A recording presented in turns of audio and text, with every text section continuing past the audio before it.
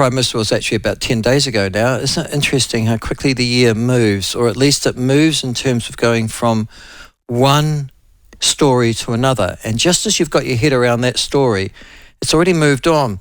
But that was certainly true, it has to be said, of the Prime Minister's call at the National Party conference, about 10 days ago now, would it? Oh, no, it was a week ago, wasn't it?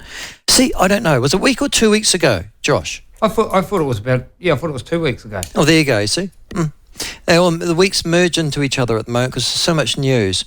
But the reality is that there has been pushback, as you would expect from teacher unions, and a number of media critics of the Prime Minister's view that there needs to be an overhauling completely and now of our maths curriculum after the announcement from the Education Minister, Erica Stanford, that our English curriculum was sorely in need of a makeover as well.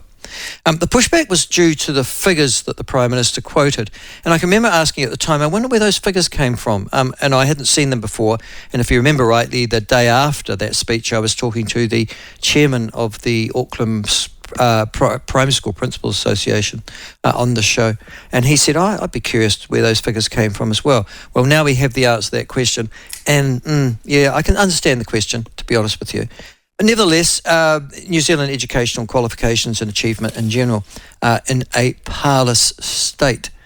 But somebody who's had some form of direct contribution into trying to correct that was, as we know, one of those who was consulted by Erica Stanford prior to the new policy changes being announced, and who will give us some insight, I hope, in particular into this maths issue and the maths background, is Dr. Michael Johnston. He worked as one of the primary principals at the New Zealand Initiative. I think he still does.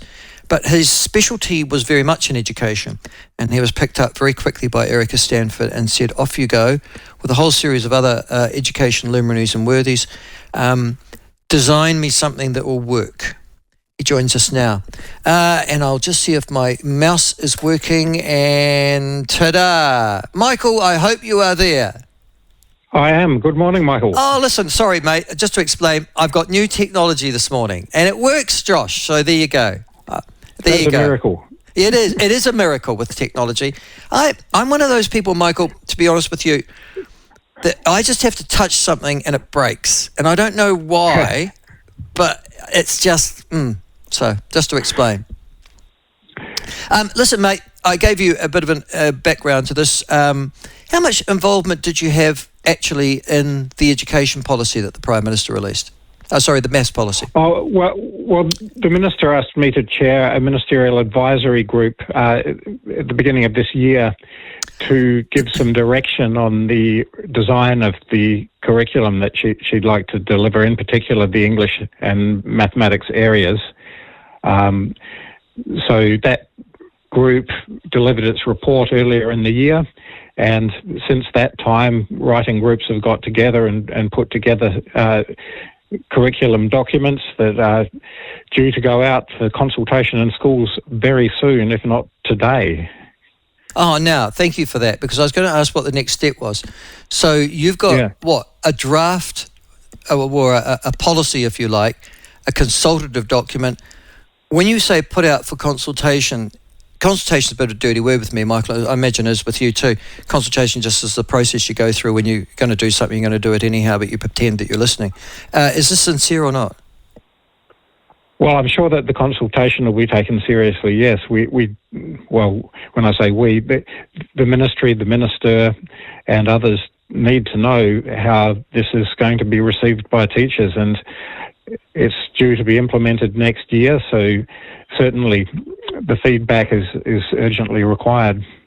Does it matter how it's received by teachers? I get the feeling that if I was to ask the teachers' union, they'd say it's all bollocks and testing's crap and it's all dreadful and everything's fine. Are you expecting a different reaction from that? I wouldn't necessarily mistake the teachers' unions for teachers themselves. I've talked to quite a lot of teachers in the last few months, and there's a definite feeling that something more structured is required. Okay. So and the other thing that I I've wouldn't say that it will necessarily be badly received by teachers, but having said that, the first time you write something, you don't necessarily get it all right, and feedback is a really important part of getting it right. Can I just ask the obvious question here? The curriculum document that you're putting out for consultation, that's designed to say what, at years 1 to 8, or is it 1 to 10? But is it 1 to 8 or 1 to 10, Michael? I think it's 1 to 8 that's going to be implemented next year. Okay. At years 1 to 8... I may have that wrong, actually, so I'll just be slightly uncertain about that. That's all right. But it's changed a bit over the last few weeks. Okay. But but particularly in those early years, you're going to have, this is what the kids are meant to know by the end of this year, I assume. So you've got a set of skills or a particular number awareness or whatever by the end of a particular year. And then what? Are you giving them, this is the teachers, practical lessons for them to teach so that they can get their kids to that guideline by the end of the year? Well, the curriculum doesn't go so far as to deliver practical lessons. The teachers develop their lessons from the curriculum. So you're right that the curriculum outlines what students should know by the end of each school year. And the Minister has announced semi-annual testing, using tests, by the way, that teachers are very familiar with already, to identify urgently young people who are falling behind.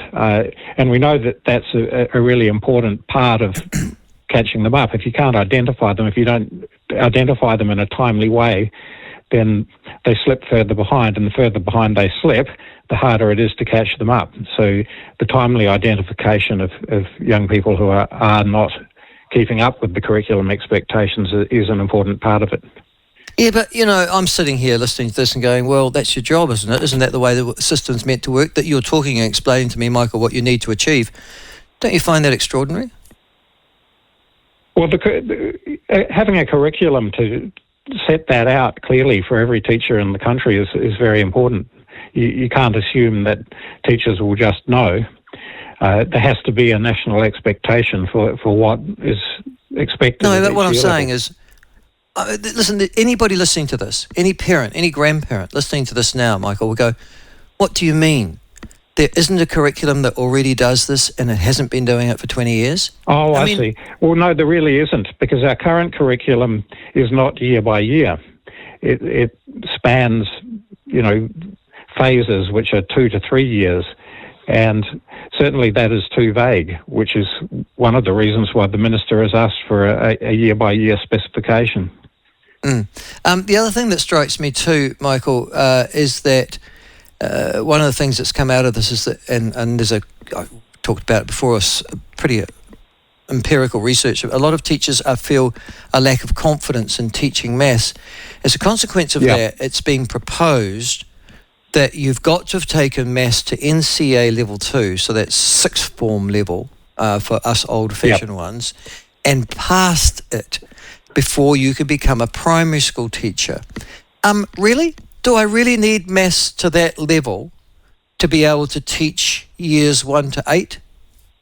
Well, obviously you're not going to be teaching sixth form maths to primary school children as a rule, but what you want is people going into teaching who are well ahead of the point at which they're teaching, because especially in subjects like mathematics, that's what gives you the ability to teach at a lower level.